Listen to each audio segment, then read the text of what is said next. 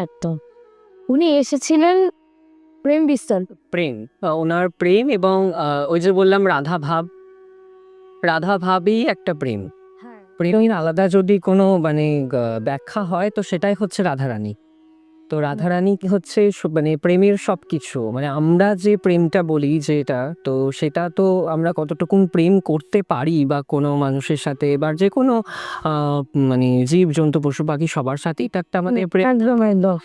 তো মানে সবকিছুতে আমাদের একটা কন্ডিশন থাকে, যেটা আমি এটা পাবো তার থেকে। কিন্তু আনকন্ডিশনাল লাভ যদি হয় তো সেটা হচ্ছে রাধারানী। মানে তার থেকে কোনো চাওয়া পাওয়া চাওয়া পাওয়ার ঊর্ধ্বে, ঊর্ধ্বে। চাওয়া পাওয়ার ঊর্ধ্বে। কারণ এই যে প্রেম বা যখন আমরা একটা মানে প্রেমের পর্যায়ে চলে যাই, সঠিক প্রেমের পর্যায়ে যখন চলে যাই, তখন আমাদের সত্যি করে কোনো চাওয়া পাওয়া কিছুই থাকে না। আচ্ছা, এই মানে এই কথাটাই যখন হচ্ছে একটা আজকের দিনে দাঁড়িয়ে এই যে এত বাজে রিলেশনশিপস আমরা চারিদিকে দেখছি, এটাকে তুমি কি মানে এই যে ফিলিংসটা, এটার সাথে তুমি এটাকে কি বার্তা দেবে যে আজকের দিনে দাঁড়িয়ে এটা কিভাবে ঠিক মতো মানে মানুষের দৃষ্টিভঙ্গি কি এক্স্যাক্টলি হওয়া উচিত? একদম।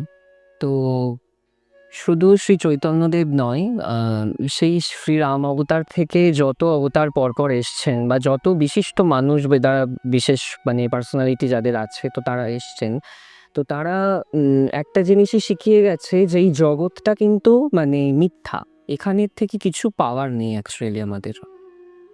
তো এখানে আমরা যে মেন ভুলটা করি যে আমরা মানে সবকিছুর থেকে একটা পাওয়ার চেষ্টা করি যে এটা আমি এটা করছে তার মানে আমি পাবো।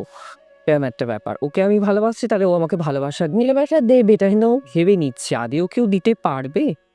বা সেটা আবার দেওয়ার এটা ভালো। যোগ্য কি? তো সেইটা আমি কিন্তু আমরা ভাবি না।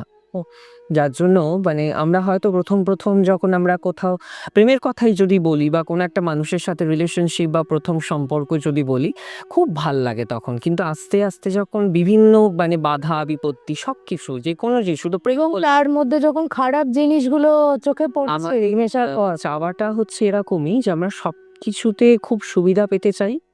সবকিছুতে খুব ভালো পেতে চাই।